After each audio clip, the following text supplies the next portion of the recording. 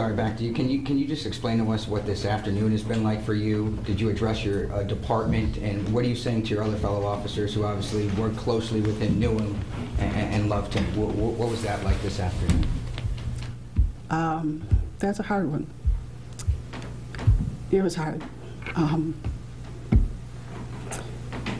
The good news is we have great partners, and everybody was jumping in to help, but the officers are struggling. So it's family, big time. I can see the pain in your eyes. What about you? Describe how you're feeling right now. Not good.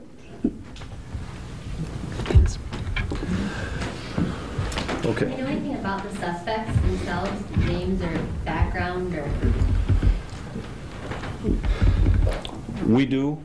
Because of the nature of the bank robbery, we're still working on details as to where all those connections are, where those people are from, and what their, what their lot in life was. And so we're not prepared at this point to, give out any details of what we know about that, because it is an ongoing investigation as far as trying to get to the end result of exactly where they came from and what they're up to. Could you provide, maybe not names, but ages, where they're from, just any information? Were they brothers, friends? We're taking our direction, because it was a bank robbery, and the FBI always gets involved in bank robberies. It's part of their jurisdiction. I can refer that to Special Agent King, but I know what he's going to say, so I'll let him go ahead and say it. It is an unfortunate event. There was a bank robbery that did occur. Unfortunately, the investigation still has to continue, and at this point we're not ready to release the names or any information about the individuals yet for officer safety reasons, because we are continuing the investigation. Can you say anything about the bank robbery, what transpired inside the bank? I'll let Sheriff Rossler talk about that. Dean Ross from Muskegon County Sheriff. Everyone is already impressed what kind of a difficult day this is, and I just want to re-emphasize that this is a reality that officers all over Michigan and all over our country face every day, that something like this could come to pass. And it's a tragedy without any way to explain the depth of the tragedy. The bank robbery that did occur in the village of Ravenna, as Inspector Rossler initially said, around 10 o'clock this morning. 2 heavily armed men entered the bank, corralled up the few employees that were working in the bank, brought them to an office, held them hostage for a period of time while they had a couple of employees work on getting the vault open. Once the vault was open, they helped themselves to an undetermined amount of cash that was within the vault, and then they turned their attention to the cash drawers that were at the teller stations. During that, a customer walked in off the street. That customer was also then cornered into the office, corralled into the office. And shortly after that, a customer going through the drive-through portion of the bank actually saw inside what was occurring in terms of the armed men and the weapons that they had and the clothing. That witness obviously called 911. The information was broadcast that this, in fact, was a bank robbery in progress. We happened to have a patrol unit, a sheriff's patrol unit was in the area and was able to locate the vehicle as it was fleeing from the area of the bank. And as has been described already, that is when the police chase ensued and the ultimate result that we have. Do you know when the shots actually started? When did they start firing shots? Was it at your deputies on Slocum there, or when did that start? Those are, again, those are details that we're trying to backtrack and piece together through a couple of the brief interviews that have been done, and also listening to some of the radio traffic that was being broadcast during this event. I can't give you a specific location in terms of inside or outside the village or at what point. Chief, can you just say all this information is out there? I just want to know if you can confirm his age for us, how old the officer was, and just say his name. It's out there, and just if you can confirm his name for us, please. Police Officer Trevor Slot. is the name of the officer. How old is he? I believe he's 41. 41. And you said he had 2 children. Are Two they? children. Can you tell me the ages of the children? If 8 and they're boys 6. or girls? 8 and 6. 8 and 6. Are they girls? I believe they're both girls, yeah. Both girls. Thank you. Chief, when was the last time Walker suffered such a loss? Never. This is the first.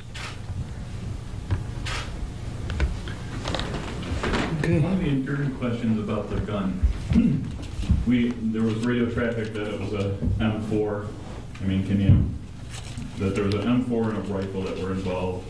Can you say anything about that? M4 and rifle are one and the same, and M4 is a rifle.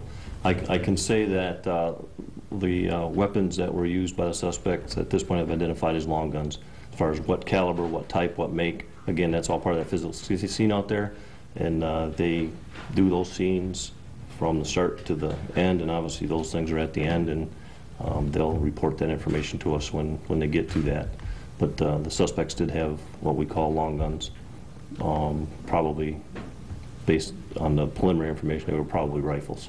Can you talk more about the bank robbery as far as were they wearing masks, any disguises, anything like that?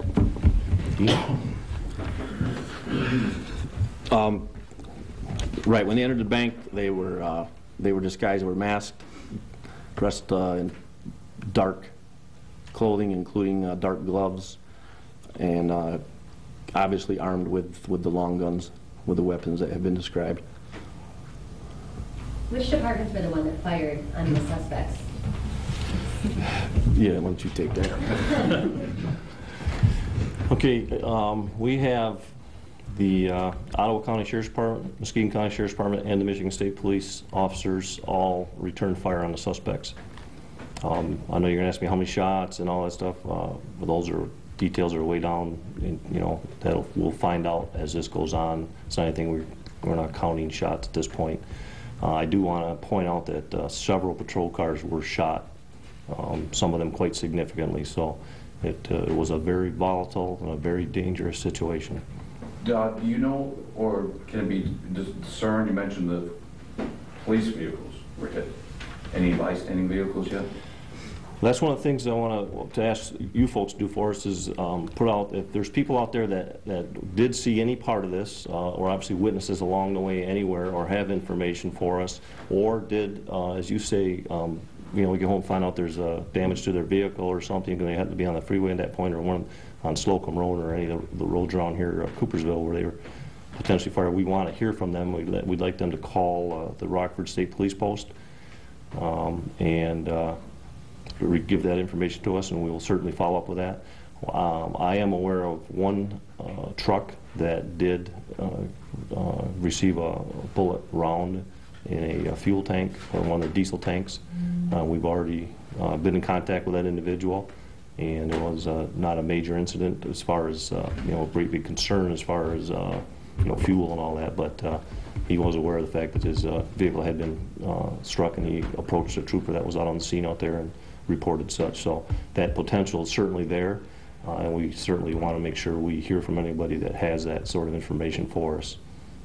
Lieutenant, considering their disregard for safety and all the bullets that were fired, it's certainly a tragic day. It could have been worse. No, it could have been much worse. I mean, when you see where some of those rounds struck some of those patrol cars, we are very, very, even though it's unfortunate, and we did have a tragedy, and I don't want to dismiss that, but it could have been worse. Any officers on leave?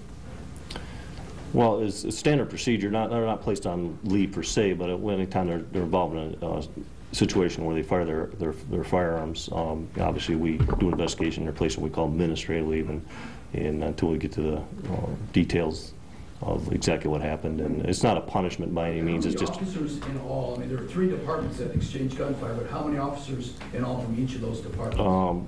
And I will make sure I refer to the sheriffs on this, but my understanding is the Muskegon County Sheriff's Department, 1 deputy was involved in gunfire, returning gunfire on the suspects. The Michigan State Police had 3 troopers that were involved in exchanging gunfire, and I believe Sheriff Roseman's department had 2 deputies return fire? 4. 4, I'm sorry. Okay. That's why they're... All at the